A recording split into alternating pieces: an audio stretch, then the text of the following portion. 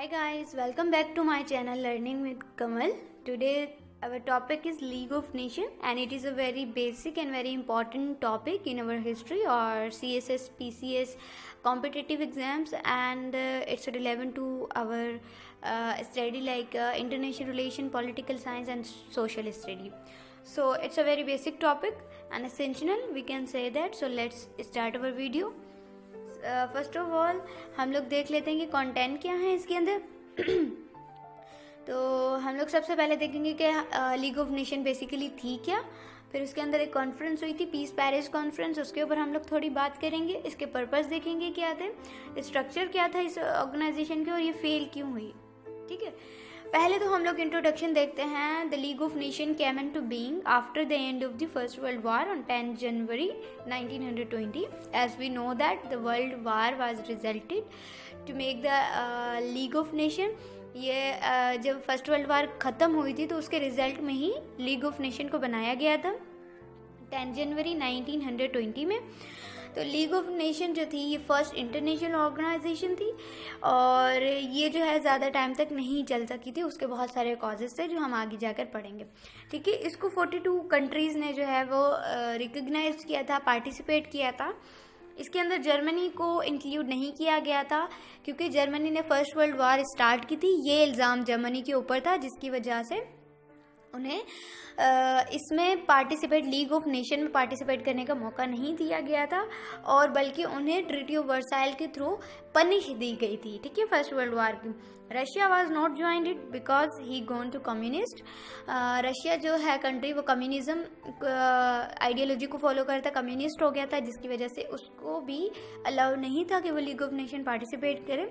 जबकि as we know that the Russia भी super power है. और it was found peace Paris conference जो है बेसिक, जो जहाँ से लीग ऑफ नेशन स्टार्ट हुई थी वो पीस पेरिस कॉन्फ्रेंस थी, जिसकी वजह से फर्स्ट वर्ल्ड वार ख़त्म भी हुई थी और यहाँ पर मुआहिदा हुआ था कि इस तरह की एक ट्रीटी और एक ऑर्गेनाइजेशन बनाई जाएगी. ठीक है, ट्रीटी कौन सी बनी थी, Treaty of Versailles, and organisation कौन सी थी, League of Nation. League of Nation ने 14 पॉइंट दिए थे वुड्रो विल्सन अमेरिका के प्रेसिडेंट थे और उन्होंने 40 पॉइंट जो है वो ट्रांसफ़र किए थे इसके लीग ऑफ नेशन के बारे में, और बाद में उसने ट्रीटी ऑफ वर्साइल के बारे में भी 14 पॉइंट्स दिए थे. ठीक है, तो ये था इंट्रोडक्शन हमारा. इसके बाद हम लोग देखते हैं कि ये पेरिस पीस कॉन्फ्रेंस बेसिकली थी क्या. It was the formal meeting. ये एक फॉर्मल मीटिंग हुई थी 1919 में एक दफ़ा हुई थी और 1920 में भी हुई थी. और ये विक्टोरियस अलायंस ने की थी, मतलब जो जीत गए थे अलायंस उन्होंने की थी. और ये जो इंटरनेशनल, ये बेसिकली जो कॉन्फ्रेंस हुई थी ये इंटरनेशनल डिस्प्यूट सेटलमेंट के लिए की गई थी कि जो हमारी इंटरनेशनल डिस्प्यूट सेटलमेंट है उसको सेटल किया जाए, जो प्रॉब्लम्स चल रही हैं. इसके अंदर पीस पेरिस कॉन्फ्रेंस में जो बातें हुई थी वो एक तो कलेक्टिव सिक्योरिटी के ऊपर थी, सेटलिंग डिस्प्यूट्स के ऊपर थी, और कि जितनी भी कंट्रीज हैं उनको मौका दिया जाए कि हर कोई अपनी राय जो है वो बता सके.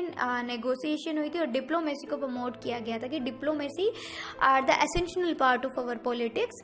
सो डिप्लोमेसी बहुत ज़्यादा ज़रूरी है because it is art of negotiation. Diplomacy के ऊपर मैंने एक वीडियो भी बनाई हुई है, आप चाहें तो मेरी चैनल पर देख सकते हैं.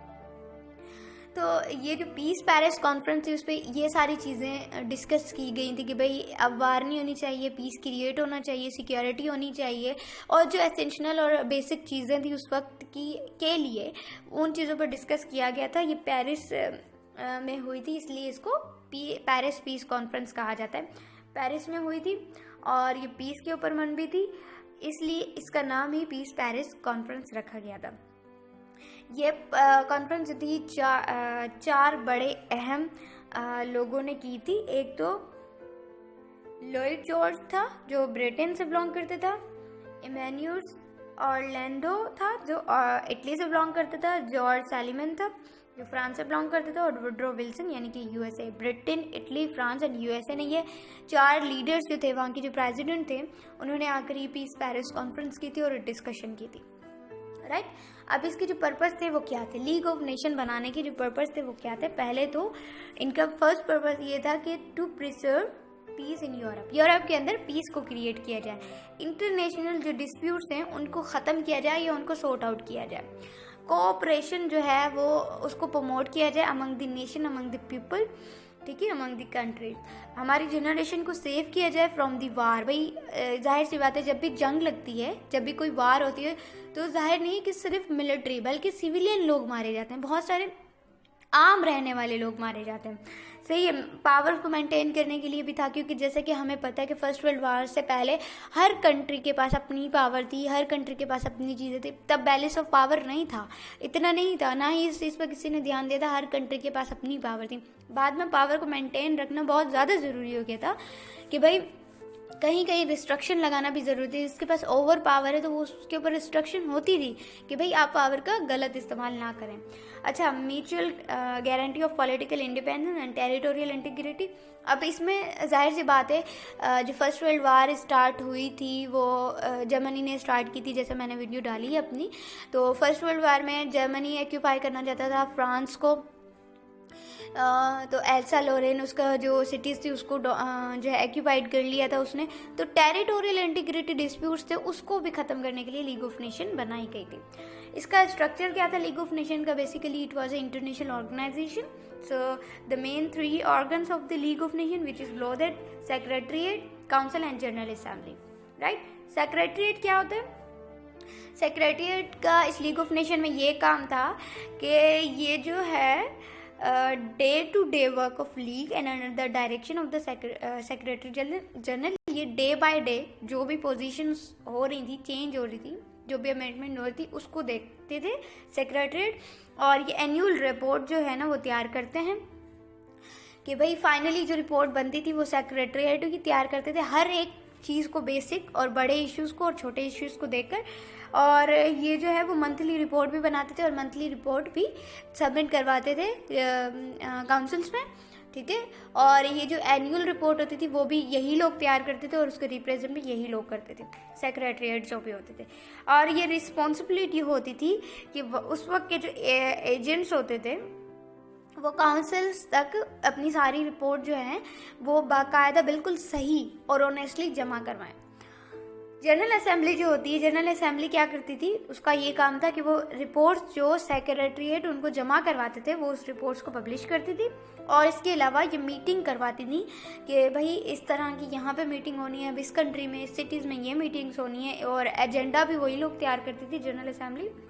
और ये लोग सेशन कंडक्ट करवाते थे, कम से कम साल में ये लोग 6 महीने में इनके 2 से 3 सेशन होते थे, सही। और ये था कि इशू सप्लीमेंट पे ये बहुत ज़्यादा काम करती थी, क्योंकि इनका कोई भी इशू है उसको ये बहुत ही बारीकी से उसकी डीपली जाकर जनरल असेंबली उसको हाईलाइट करती थी कि ये मसला असल में ऐसे था, इसको इस तरह से रिजोल्व किया जाए। और ये सेक्रेटरीट जो होते थे उनका जितना भी काम होता था उसको लुक आफ्टर करती थी।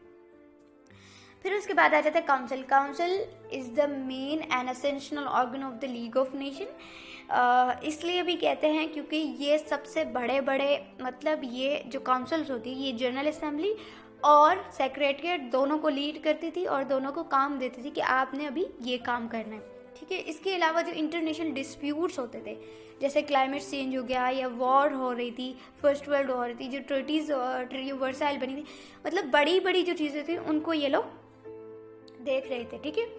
इट्स कंसिस्ट और ये जो परमानेंट और नॉन परमानेंट मेंबर होते थे ना उसको भी ये रिकॉग्नाइज करती है काउंसिल, ठीक है।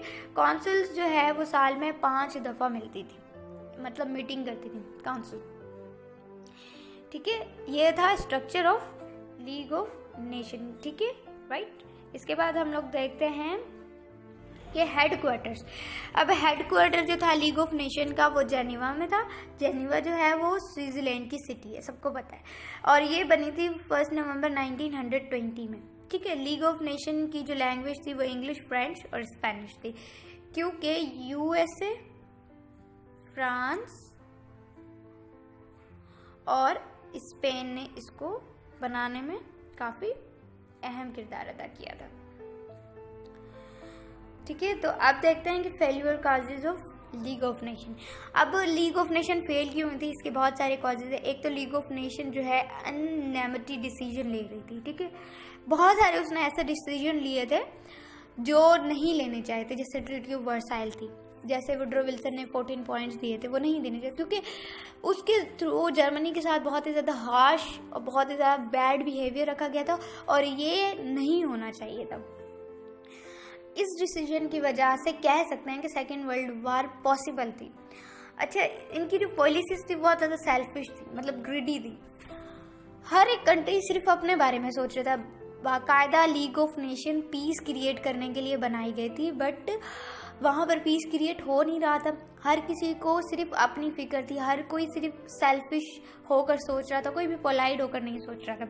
तो जितनी भी पॉलिसीज बनी सिर्फ सेल्फिश थी, और हर पॉलिसी में सिर्फ जर्मनी को सजा दी गई थी। अब जापान जो था, surrounding of the member give the League of nation serious blow the existence. Japan जो था वो भी इस चीज़ को सीरियस नहीं ले रहा था, एग्जिस्ट नहीं कर रहा था। ठीक है, league of nation did not pose the sovereignty. जाहिर सी बात है, मैंने एक वीडियो अपलोड की थी अपनी, जिसमें मैंने स्टेट और उसके एलिमेंट्स के बारे में जो है पूरी वीडियो बनाई है। तो सॉवरेंटी के अंदर एक डीजर होता है और एक डिफेक्टो होता है, तो वो परमानेंट और नॉन परमानेंट होती हैं। तो जाहिर सी बात है कि जब लीग ऑफ नेशन है, जब एक स्टेट को बनाने के लिए सॉवरेंटी एक सुप्रीम अथॉरिटी है, जो सुप्रीम अथॉरिटी थी बेसिकली वो लीग ऑफ नेशन के पास नहीं थी, जिसकी वजह से लीग ऑफ नेशन फेल हुई। सुप्रीम अथॉरिटी होना बहुत ज़्यादा ज़रूरी थी। ठीक है, और जो लीग ऑफ नेशन के जो डिसीजन थे वो बाइंडिंग नहीं थे। जो भी मेंबर स्टेट थे वो उसको सीरियस ले ही नहीं रहे थे। अगर किसी कंट्री को कोई हुक्म दिया जा रहा था तो वो प्रॉपरली ना ही अपनी ड्यूटी को परफॉर्म कर रहा था और ना ही वो उसको सीरियसली ले रहा था। हर कोई अपनी मर्जी कर रहा था। अमेरिका जो था वो लीग ऑफ नेशन का मेंबर नहीं बना था, बस उसने सिर्फ पीस पेरिस कॉन्फ्रेंस जो है वो अटेंड की थी, बट उसने रिकॉग्नाइज नहीं किया था कि मैं पार्टिसिपेट कर रहा हूँ। ठीक है, क्योंकि एक तो वो कैपिटलिस्ट हो रहा था, दूसरी बात ये है कि वो आना ही नहीं चाहता था। उसकी कुछ पर्सनल, क्योंकि जापान के साथ उसके प्रॉब्लम्स थे, जिसकी वजह से वो कह रहा था कि अगर मेरा दुश्मन यहाँ पर है तो मैं पार्टिसिपेट नहीं करूँगा। दूसरा ये कि रशिया ने भी ज्वाइन नहीं किया था लीग ऑफ नेशन, क्योंकि वो कम्युनिस्ट हो गया था। ठीक है, तीसरा कि फ्रांस और ब्रिटेन जो थी वो भी अपनी जो रिस्पॉन्सिबिलिटी थी वो सही तरीके से नहीं परफॉर्म कर सक रहे थे। जाहिर सी बात है, अगर परमानेंट पावर ही, अगर सुपर पावर कंट्रीज ही जैसे चाइना, फ्रांस, ब्रिटेन, यूएसए और ये जो यूएसएसआर है, ये अगर अपनी पावर्स को सही तरीके से यूज़ नहीं कर रहे हैं और एक ऑर्गेनाइजेशन में नहीं आ रहे, तो जाहिर सी बात है जब लीडर ही नहीं होंगे तो कैसे कोई ऑर्गेनाइजेशन चल सकती है। और सबसे बड़ी बात है, लीग ऑफ नेशन के पास अपनी कोई परमानेंट आर्मी भी नहीं थी। ये सारी वजूहात थी लीग ऑफ नेशन की फेल होने की, जिसकी वजह से लीग ऑफ नेशन फेल हुई थी। और इसका रिजल्ट ये था कि सेकेंड वर्ल्ड वार, इसकी वजह से, लीग ऑफ नेशन की वजह से सेकेंड वर्ल्ड वार लगी थी।